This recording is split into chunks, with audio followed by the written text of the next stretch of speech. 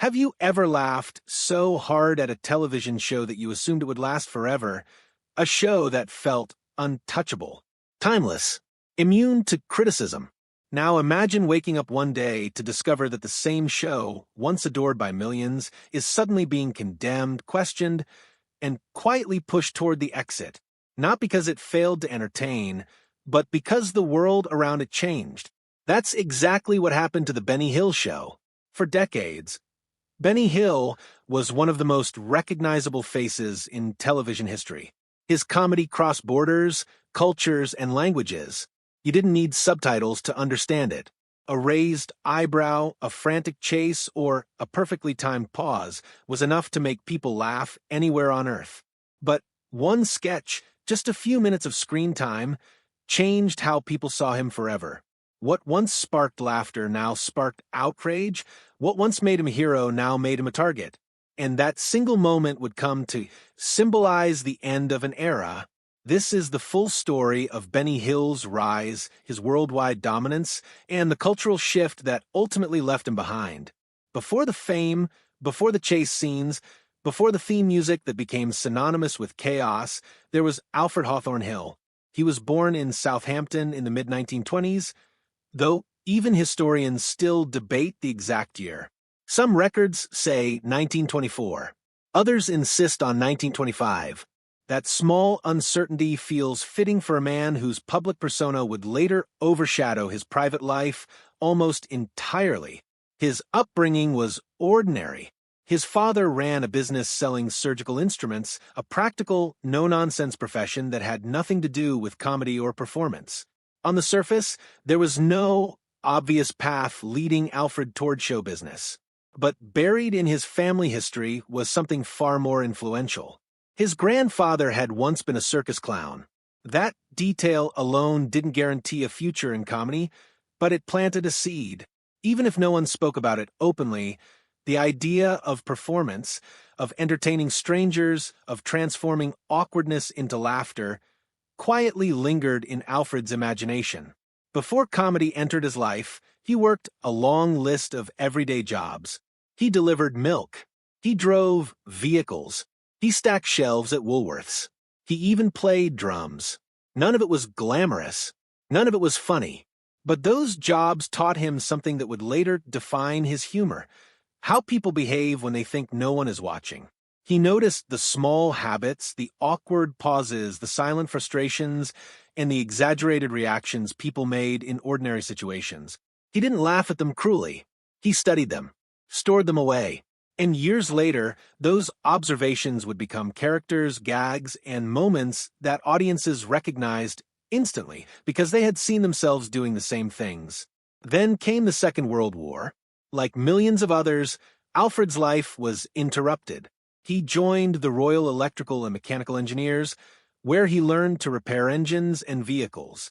Later, he served as a driver and searchlight operator, guiding beams across the night sky to expose enemy aircraft.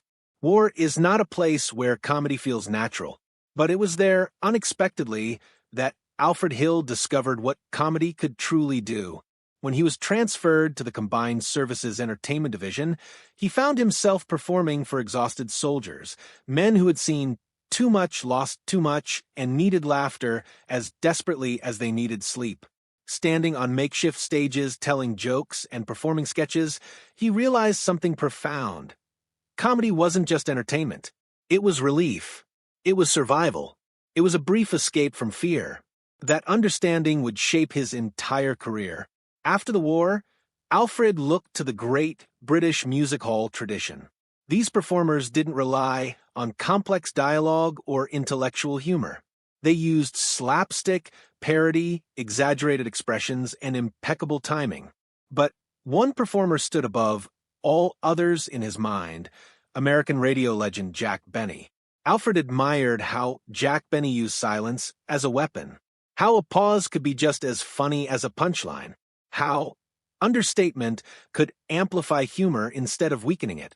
In tribute, Alfred changed his name.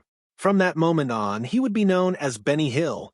His first major break came in 1947 with a radio show called Variety Bandbox. Audiences quickly noticed his sharp timing and his ability to play multiple characters. But radio had limitations. Benny's strength wasn't just what he said, it was how he moved, how he looked, and how his face reacted. Television was the missing piece. By 1950, he transitioned to TV, where his physical comedy could finally breathe. Facial expressions, exaggerated walks, sudden shifts in posture, these were things radio could never capture. Throughout the 1950s and early 1960s, Benny Hill demonstrated remarkable range. In 1962, he starred in an anthology series where he played a different character in each episode. Then, in a move that shocked many, he took on the role of Nick Bottom in a televised version of A Midsummer Night's Dream. It proved something important. Benny Hill wasn't just a clown. He was an actor.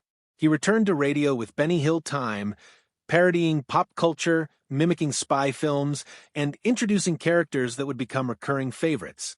With every project, his reputation grew, not just as a comedian, but as a craftsman of timing and performance. By the early 1960s, Benny Hill was no longer a boy from Southampton.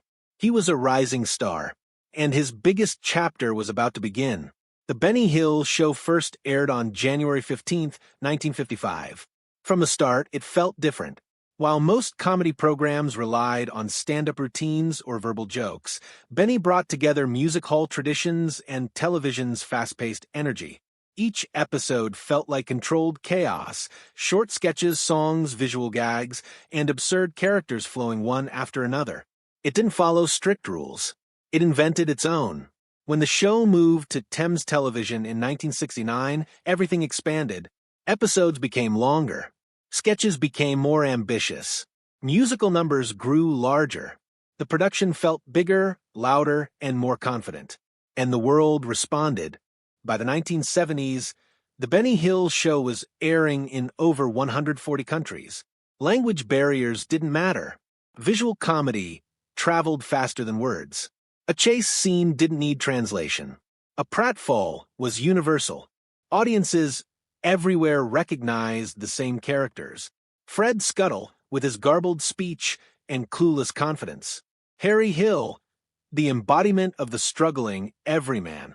Jackie Wright, whose silent reactions made him the perfect comedic foil. And then there was the ending.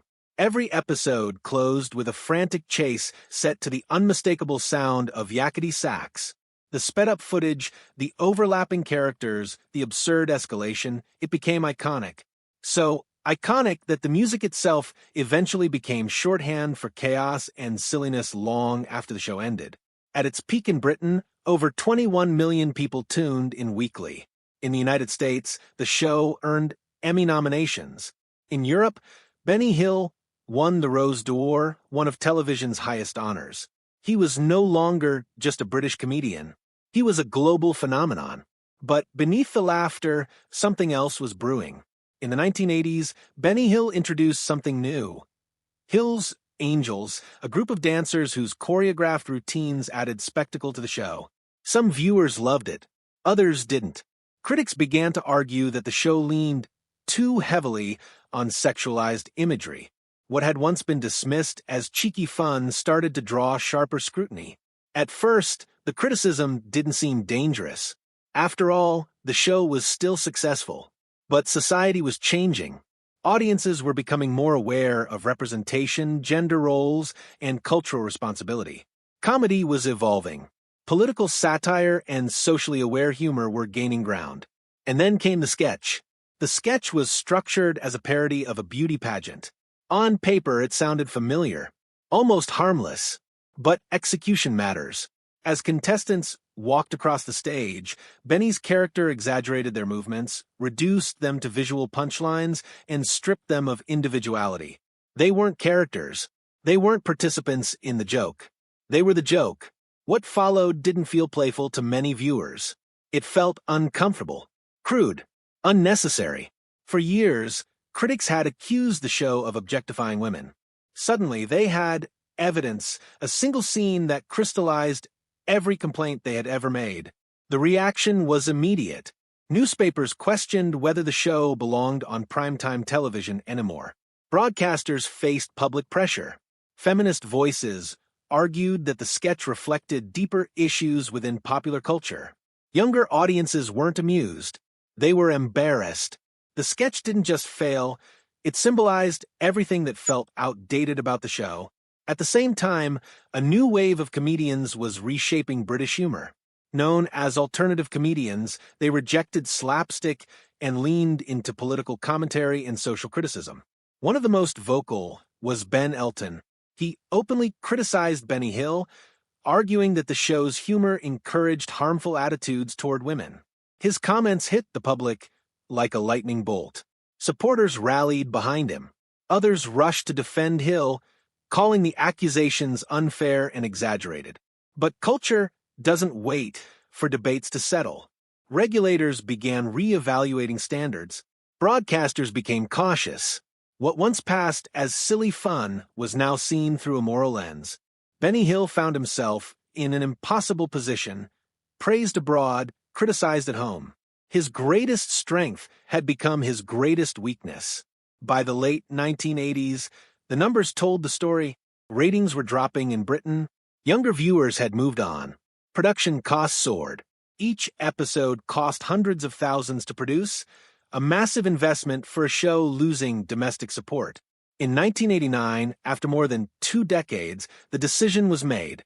The Benny Hill show was canceled. Fans were stunned.